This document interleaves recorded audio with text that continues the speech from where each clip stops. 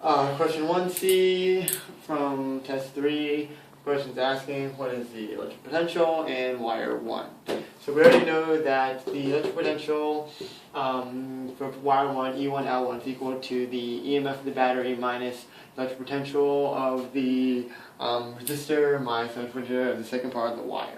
So we already know that the current before it splits into the current of the resistor is equal to the current on the right side versus the current on the left side. We also know that when it splits, the potential difference is going to be equal to each other. So IL is equal to IR RR. So then you know from, and then you also know that I2 is equal to NAU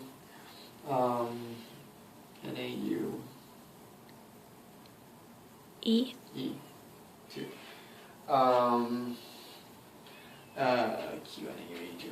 And then from that you can know that. So now we want to put it in what you call it, right terms. So you know that IR is equal to IL RL over RR. So then now you can say that if I2 plus you can say that I2 is equal to IR plus IL, then also then IL is plus IR, which you solved here, is also equal to IL over RL over RR equal to I2. So now that you see that, I'm going to erase that, top part at least.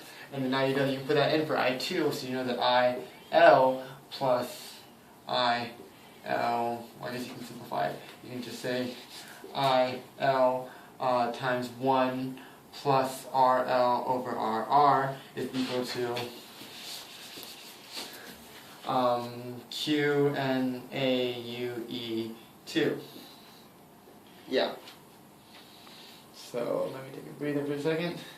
And then because of that, you also know that, let's see, that IL is simply equal to QNAUE2 over this thing we found over here, I plus RL over RR. And then, yeah. So now we can simplify it a little bit. Can we? Yeah.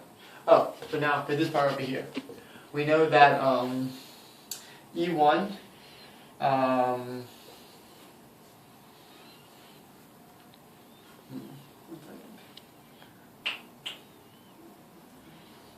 we know that I from this one is equal to I from this one, so I1 is equal to I2, so QNAUE1 is equal to QNAUE2, and they told us in the problem that the area of wire 2 is, let me see, what does it say? The area of the radius of the second wire is twice that of the first wire. So if you do a little bit of math there, then you realize that radius of the first wire is twice the second wire. So if you know the area is equal to pi r squared, if r is now double, then it's going to be 2r squared, it's going to be 4r squared, and then now you know that pretty much is going to be a 4 by there. So you know that when everything else cancels out, it's going to be 4E1 equal to E2. So now you know that E2 is equal to 4E1. You can now put that there. So now this is actually 4E1 L2 instead of E2 L2. So then you can solve for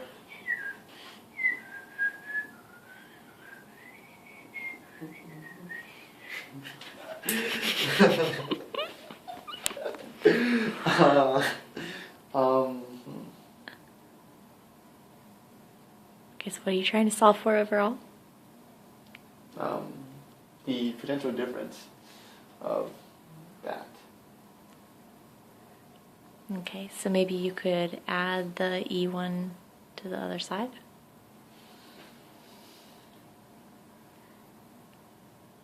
You can subtract it.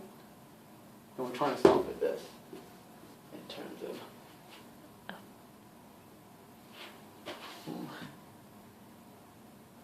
1 second.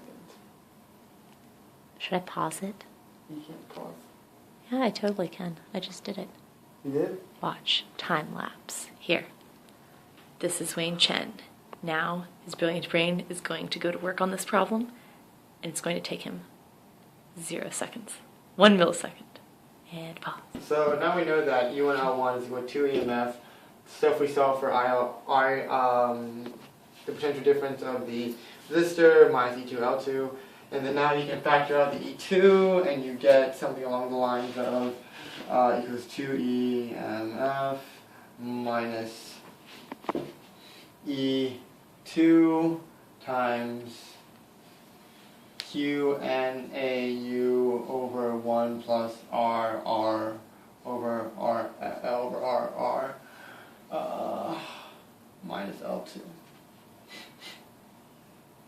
And that's actually together. And then you also know that now that E2 is equal to 41. So now you can erase this and say it's equal to 41. And then now we want to get the E1s on this side, so let's switch it. That way now we say that we're going to subtract 2 EMF to that side and put this on that side.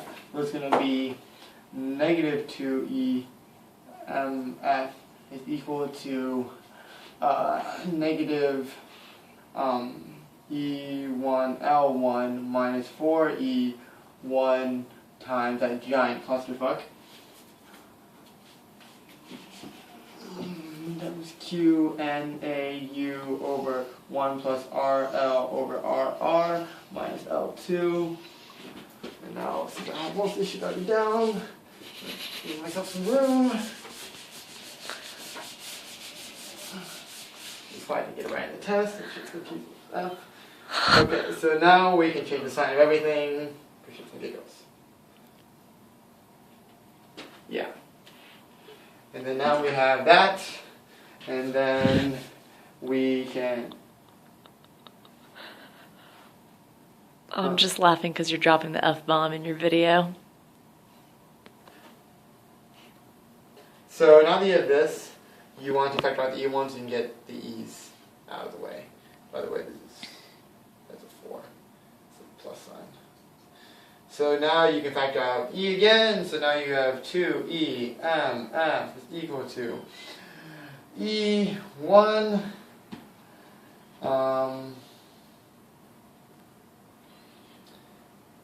L times L1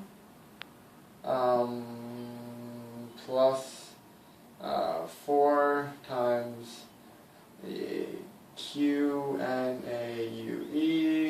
over 1 plus RL over RR plus L2. And then now you can